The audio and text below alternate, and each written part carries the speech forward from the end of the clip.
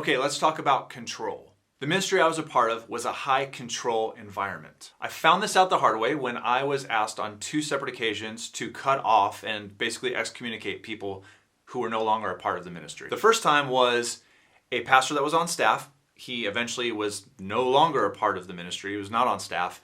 And we were asked, myself along with leadership and interns, not to associate or talk to him anymore. This was a big problem for me because he was a really good friend of mine. He was like a big brother. He was a pastor to me.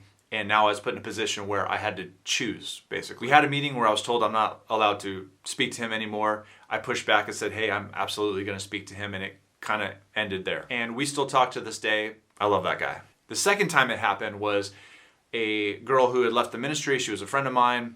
And I was told to not talk to her anymore, and I actually did cut her off. I, to this day, really regret that decision. Once I left that ministry, I watched from afar, and I saw so many people I knew, friends of mine, that when they eventually left, they were also blacklisted and cut off, and people were told not to associate with them anymore. One time, a really good friend of mine actually left that ministry, and they proceeded to Photoshop him out of all their pictures. It took me a long time, honestly, to deprogram from being under that type of high control leadership. I was legitimately afraid of pastors. Thank God I found a different church, and I met a pastor who became one of my best friends, who led with such humility and grace and was really, really healing to me. This kind of high control is a big, big red flag.